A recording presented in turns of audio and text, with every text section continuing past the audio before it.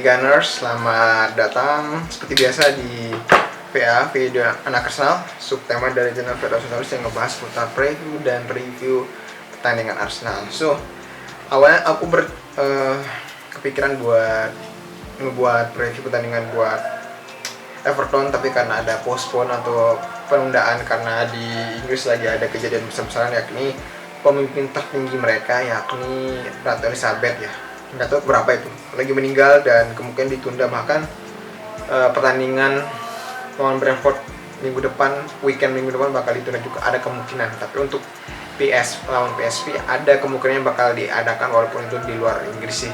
So sebagai gantinya aku bakal seperti yang ada di thumbnail, aku bakal ngebahas putar rekap transfer lah, rekap pergerakan, atau bisa dibilang review pergerakan transfer Arsenal selama musim panas kemarin ya. Sebenarnya ini agak telat, tapi ini juga sebenarnya merupakan lanjutan lah dari rekap transfer Arsenal yang pernah aku buat di video sebelumnya. Cuma ini lebih ke buat rekapnya lah.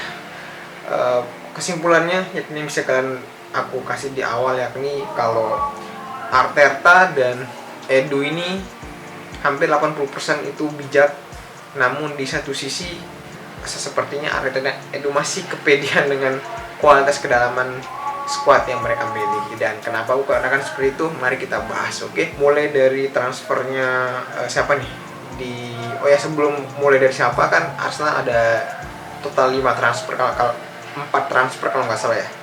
Si Gabriel, si Zinchenko, Marquinhos, sama siapa ya, tiga ini kalau nggak salah, sama tiga ini. Kalau yang Turner, Saliba tidak dianggap transfer ya, karena dia kan udah dibeli sebelumnya, tapi mungkin sebagai kedatangan, sebagai bentuk kedatangan, mungkin bisa dianggap lah bagian dari transfer. Tapi yang aku akan bahas di situ lebih kepada yang tiga ini, si Zinchenko, Gabriel, sama Marquinhos ya. Ya, mulai dari Gabriel dulu sih. Sebenarnya dengan menyisakan kontrak 1 tahun dan masih dengan menyisakan kontrak 1 tahun dan nggak terlalu sering main di City, Gapsus sebenarnya, jika aku sudah lihat dari 6 laga terakhirnya plus Europa League kemarin dan termasuk juga pramusim, bisa dikatakan Gabriel adalah pembalin yang bagus. Nggak top tapi bagus, karena he can integrated with Arteta system itu. So sangat terlalu kejam menurutku kalau misalkan kita nge-expect sebagai fans Arsenal untuk agar Gapsus tuh bisa mencetak gol sekitar 20 lebih gol seperti yang dilakukan Auba maupun yang dilakukan striker dari klub lain. Because di sistemnya Arteta itu everyone must can score and give and passing to close to the goal gitu.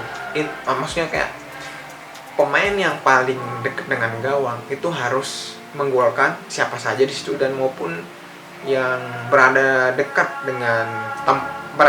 di kotak penalti itu wajib memberikan end passing kepada kawan yang kosong agar menggolkan.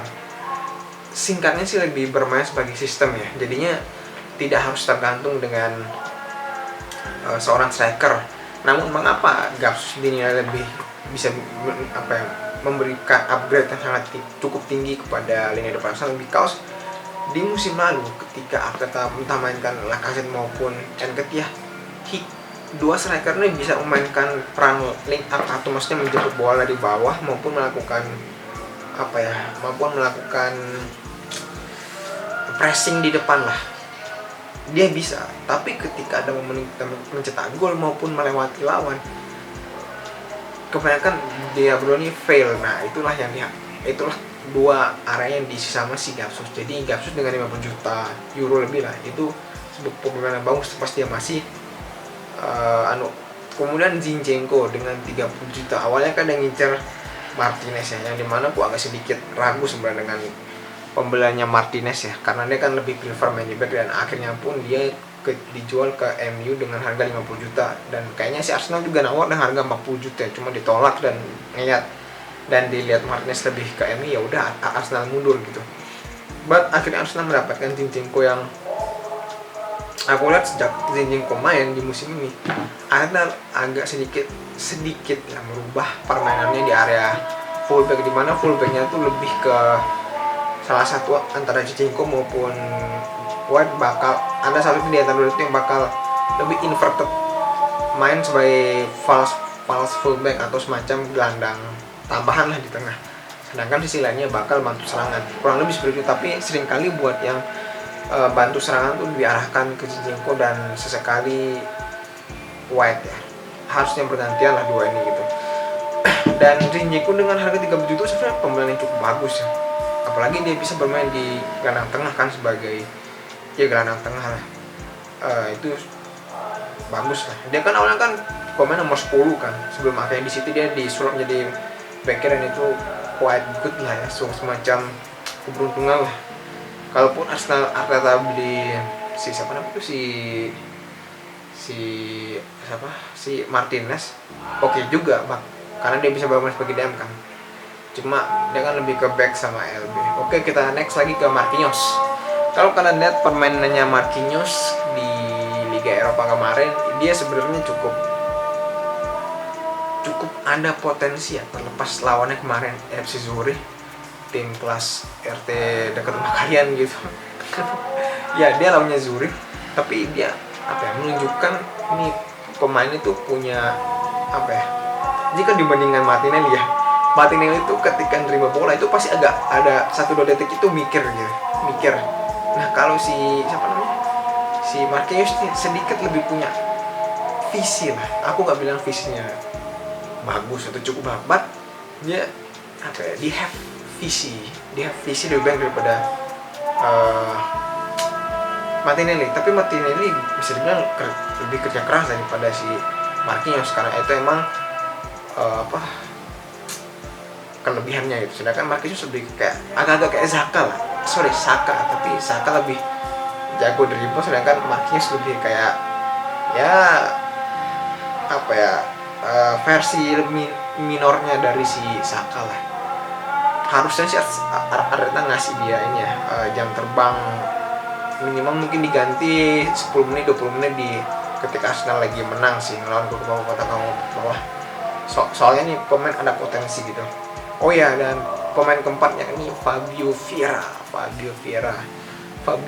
ini ketika aku lihat dia main sebagai starter di Europa League sama dia agak kayak Odegaard ya, kayak mainnya cukup kayak Odegaard, dan dia juga bisa bermain di sisi sayap kanan ya, sama kayak Odegaard. Cuma aku pas dia main sebagai lini tengah kemarin, dia lebih ke kayak gelandang kreatif sih, kayak Kevin De Bruyne lah, bukan kayak playmaker yang real playmaker kayak si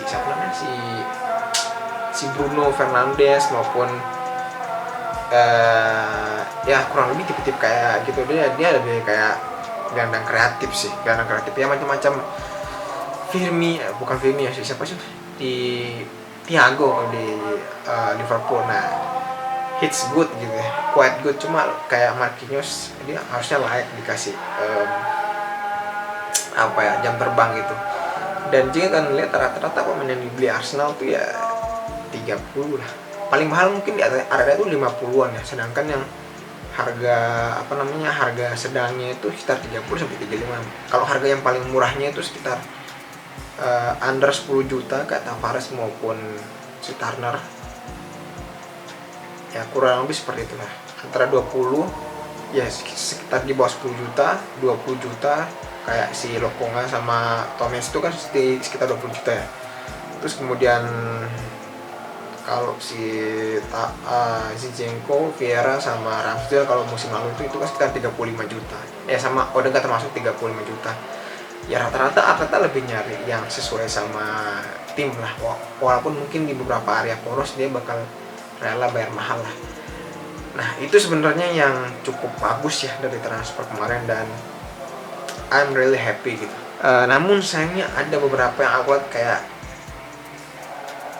ini sisi negatifnya dari transfer kemarin yang mungkin aku nggak tahu alasannya kenapa Arteta sama Edu melakukan ini, entah karena kepedean maupun kurang bijak atau mungkin duit yang dikasih maupun ancaman fair play, I don't know. Cuma ini menurutku agak cukup negatif sih, yakni Arteta nggak sama Edu nggak ngincer bek kanan ya, terlepas Bellerin sudah di free transfer, diputus kontraknya ke Barca, sama terutama sih gelandang bertahan ya, mulai dari bek kanan ya.